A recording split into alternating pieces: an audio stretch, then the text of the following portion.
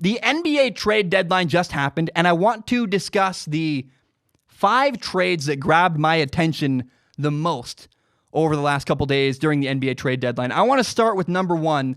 Andre Iguodala was traded to the Miami Heat. And I got to say, man, I am so happy for Andre Iguodala. It's awesome. And he was traded to the Memphis Grizzlies a while back.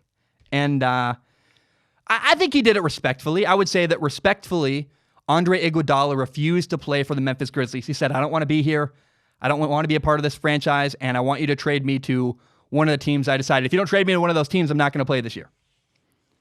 And, he said, if you don't trade me, I'm not going to play for you, and I want to be traded to this list of teams. So he got traded to Miami, who I think was one of the teams on his list because he reacted really happily to it. And I am so happy for Andre Iguodala for so many reasons. Number 1, he's going to a good team. The Miami Heat are the number 4 team in the Eastern Conference. They are a contender. They're winning games. I mean, he's going to freaking Miami. Stinking Miami has incredible weather, great beaches. He got a 2-year contract extension worth $30 million. Good for him. And think about it. Andre Iguodala is 37 years old. He's been around the league for a long time. He's won 3 NBA championships. And I love that he took control of his career and said, I want to go where I want to go. I'm tired of being traded places and having my rights controlled by other people. I want to take control of my career and go where I want to go. And so I love that he did that, man. I think it's awesome. I think it's something I haven't seen this really happen in a while, and it might be the beginning of a new trend in the NBA. Say, I'm only playing for the team I want to play for. I have money. I've won a lot. And if you don't put me on the team I want to play on, I'm not going to play. And I don't need your money, and you can't manipulate me. It's also great for the Miami Heat. The Miami Heat got a good defender. They have Jimmy Butler, who's a great defender. Their second best defender is now Andre Iguodala. And let me be very clear. I've talked about how Miami's a great place to live, and Andre has a preference about all this stuff, but he's coming to Miami to work. He's very excited. Jimmy Butler is the heart and soul of the Miami Heat. And Jimmy Butler is he's a tough, I'd call him a workhorse. He works and works and works, and he really pushes the people around him. And if you don't want to work hard, you will not work well with Jimmy Butler. But guess what? Andre Iguodala is really excited for the opportunity to work alongside him. And that's cool.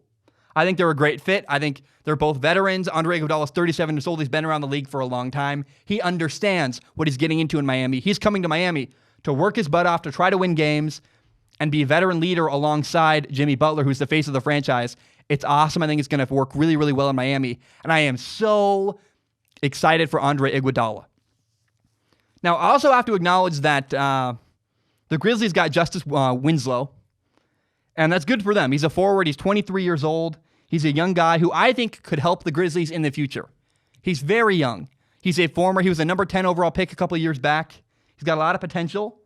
And what's even cooler is the Grizzlies basically got him for free because Andre Iguodala wasn't going to bring any value to the Memphis Grizzlies. He refused to play for him. They weren't going to get anything for him. So they traded him away. They got a young player. And good for them, man. Winslow is awesome. And I think it worked out really well for both sides. The Grizzlies got a good young player that might potentially help their franchise in the future. And the Miami Heat got a great player, a great defender, and a good veteran leader in the NBA. Both sides won here. Great trade. My favorite trade of the NBA trade deadline. Now, the second trade I want to talk about is the Cleveland Cavaliers got Andre Drummond from the Detroit Pistons. And it's interesting because, Andre Drummond is 26 years old. He's the best rebounder in the NBA. He's averaging 18 points per game and 16 rebounds per game. And the Pistons traded him because he has an opt-out at the end of his contract.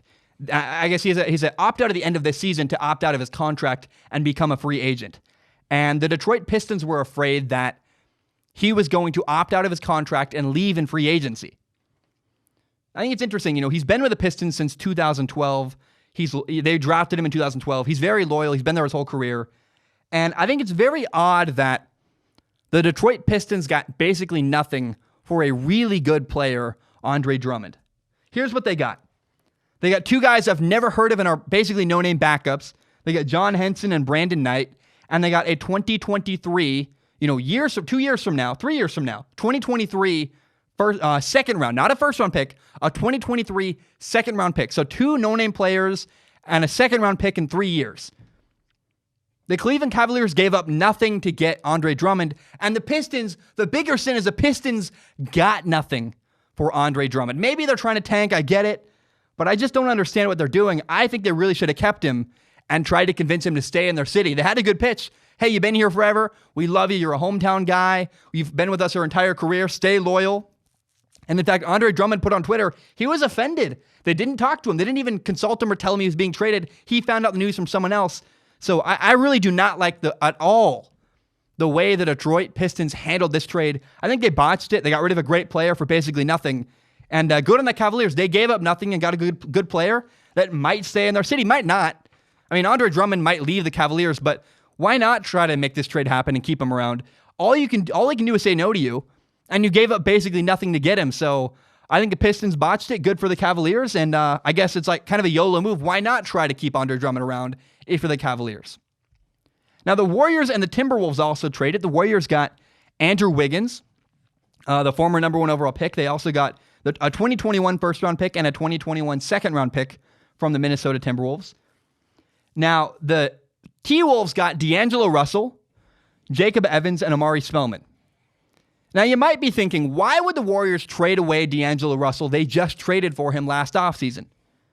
But you got to realize the Warriors were never that committed to DAngelo Russell. The only reason they brought him in was because when they traded Kevin Durant to the Nets, they had to get something for him. They couldn't give up Kevin Durant for nothing, and they needed a piece that they could use in a trade in the future. That's exactly what they did.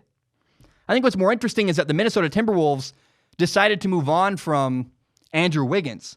You know, they picked him as a number 1 overall pick years ago. He's been there. This is Andrew Wiggins' 6th season with the Timberwolves.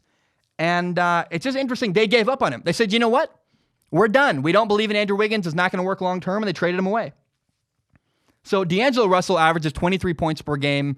He's believed to be the better player. Probably, I guess, good for the Timberwolves. They have a good young player they can build around. And now Andrew Wiggins, though, is averaging 22 points per game. He's having his best year as a pro. And here's the truth that I think is happening behind the scenes in this trade.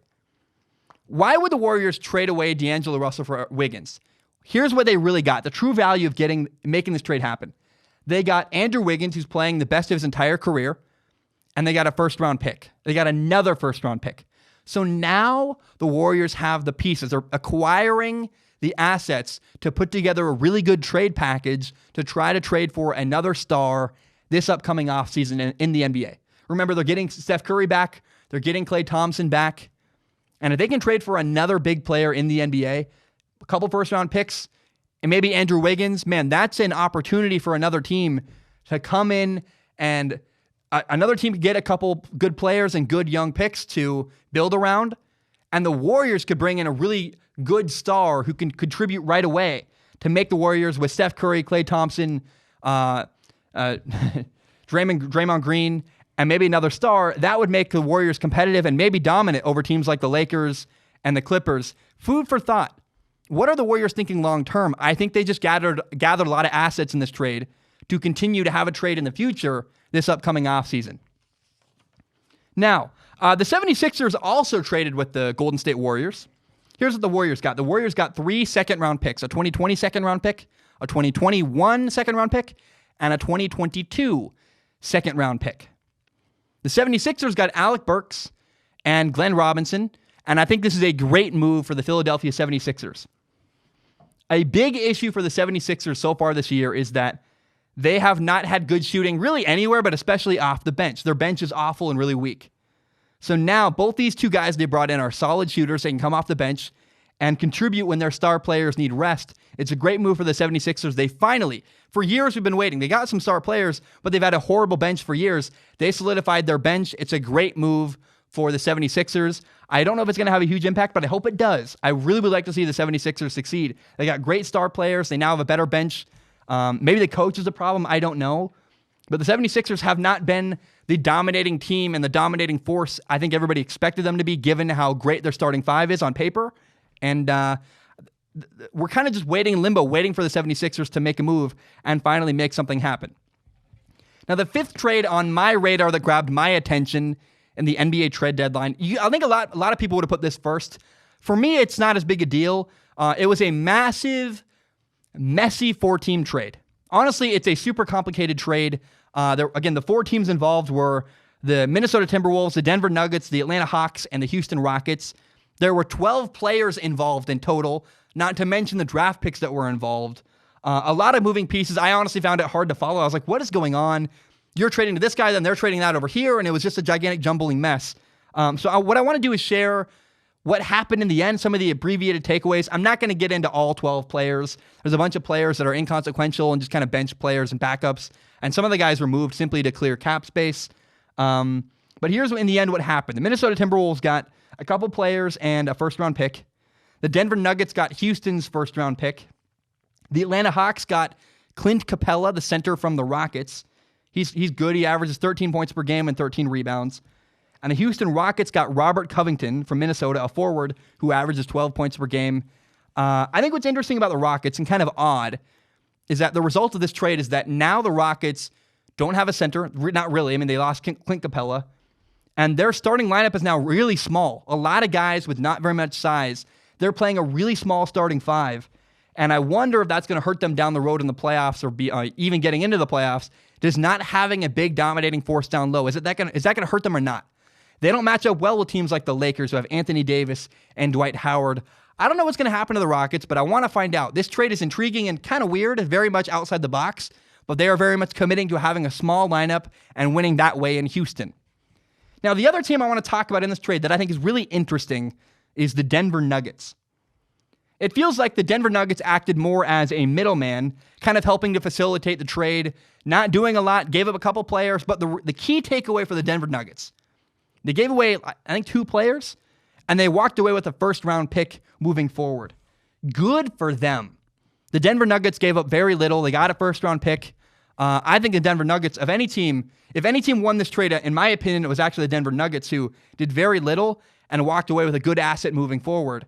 So I don't know, man. I really liked it. Those are the 5 trades that I thought were most intriguing from the NBA trade deadline.